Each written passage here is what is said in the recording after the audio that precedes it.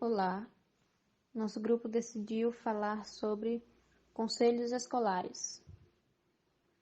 Nosso grupo é composto por Débora Micaele da Silva Nascimento, Gleiciele da Silva Conceição, Calita Gomes Barbosa, eu, Natália Silva Costa e Samuel Gomes Almeida. O que são os conselhos escolares?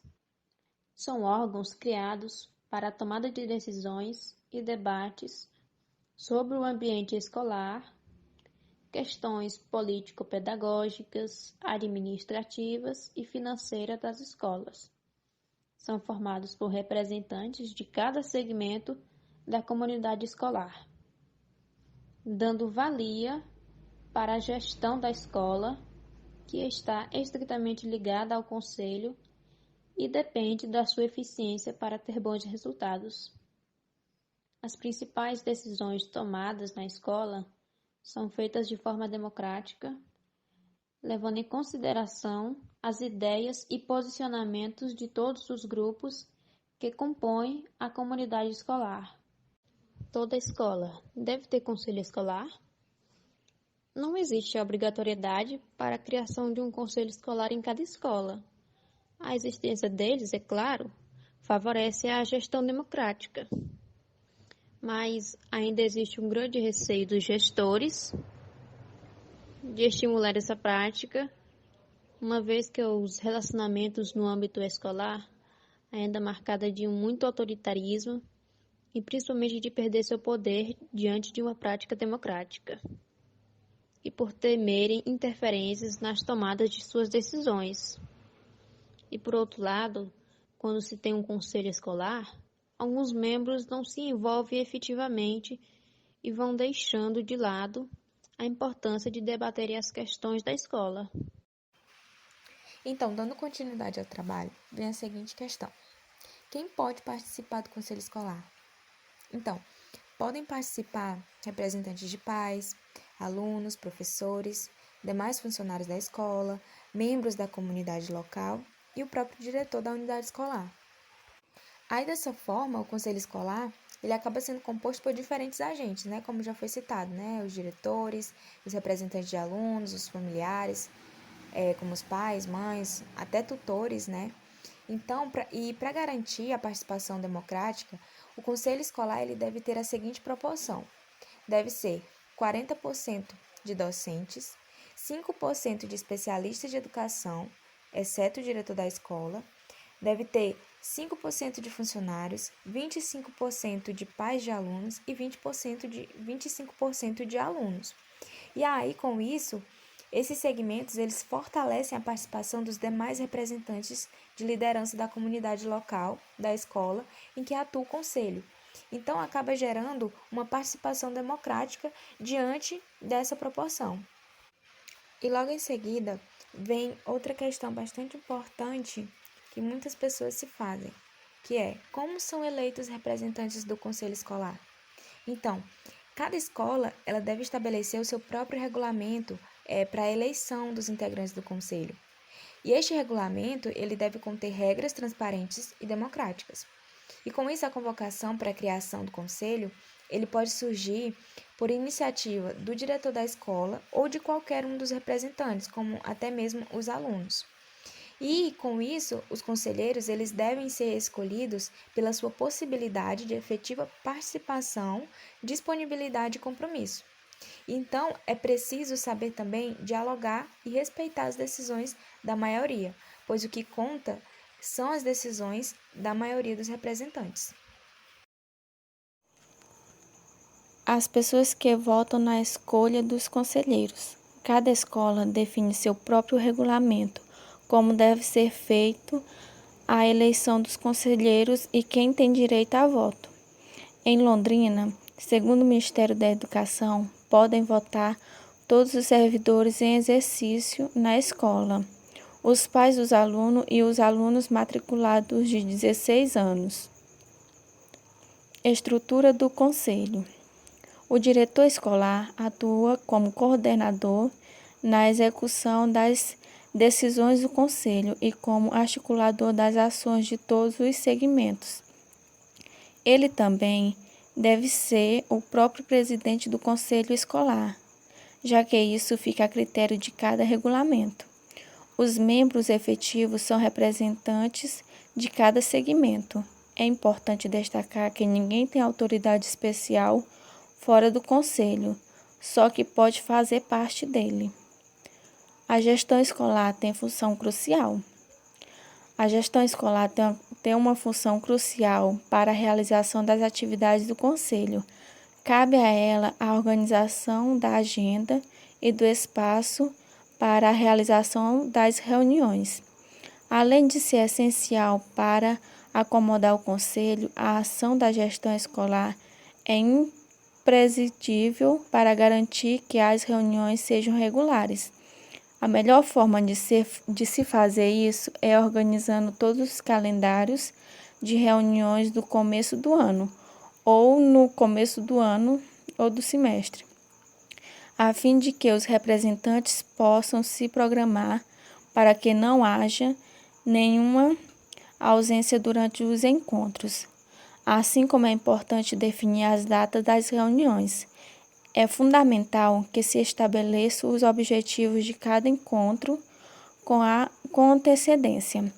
Isso evita possíveis confusões e garante que as metas definidas para cada ano e semestre sejam alcançadas. Outro dever da gestão escolar é garantir a ciência de toda a comunidade a respeito da contribuição do conselho escolar, deixando claro as funções de cada membro. Deve exercer justamente por isso e fundamental que os participantes do conselho tenham em mãos o estatuto escolar, que saibam exatamente como funciona o processo dentro da escola. É interessante também que a gestão incentiva a qualificação dos membros do conselho escolar para assumirem seus papéis dentro da organização. Existem diversos cursos voltados exatamente para a capacitação de pais e demais pessoas que não são da área da educação, para que tenham mais segurança e propriedade para discutir os assuntos relativos à escola, como professores, coordenadores e até mesmo os próprios gestão e direção. Por fim, o gestor escolar naturalmente possui um grande espaço dentro do conselho. Sendo uma figura de peso, é importante que ele também use sua voz para garantir que todas as partes possam se expressar e serem ouvidas dentro da organização. A próxima pergunta é: quais são as atribuições dos conselheiros?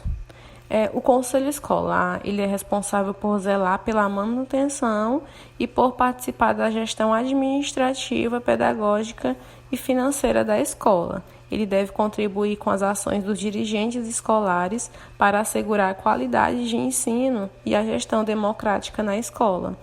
Cabe aos conselheiros, como está aí, por exemplo, definir e fiscalizar a aplicação dos recursos destinados à unidade escolar, discutir o projeto pedagógico com a direção e os docentes. A próxima pergunta é: qual a importância do conselho dentro das unidades escolares? Por ser um espaço que reúne diferentes atores da comunidade escolar, o conselho tem um papel muito importante na democratização da educação e da escola. As ações do conselho, elas colaboram, por exemplo, para conferir mais transparência e legitimidade às decisões tomadas. Além disso, o conselho proporciona mais controle da sociedade sobre a execução da política educacional. Qual lei regulamenta os conselhos escolares? Há toda uma legislação educacional definida pelos espaços parlamentares competentes, influenciados pelos movimentos sociais organizados, que podem ser acionados para favorecer a gestão democrática da escola básica e a existência de conselhos escolares atuantes e participativos. Entre os princípios que devem nortear a educação escolar contidos na nossa Carta Magna, que é a Constituição de 1988, em seu artigo 206 da Lei nº 9.394, consta explicitamente a gestão democrática do ensino público, na forma desta lei e da legislação dos sistemas de ensino. A autonomia da escola para experienciar uma gestão participativa também está prevista no artigo 17 da LDB, que afirma: o sistema de ensino assegurarão às unidades escolares públicas de educação básica que os integram progressivos graus de autonomia pedagógica e administrativa de gestão financeira, observadas as normas gerais de direito financeiro público. A LDB é mais precisa ainda nesse sentido.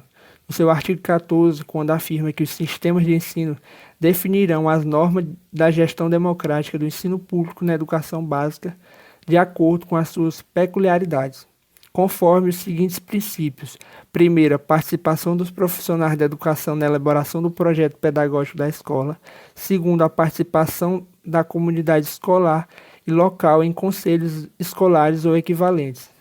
Cabe lembrar ainda a existência do Plano Nacional de Educação, aprovado como Lei nº 10.172, de 9 de janeiro de 2014.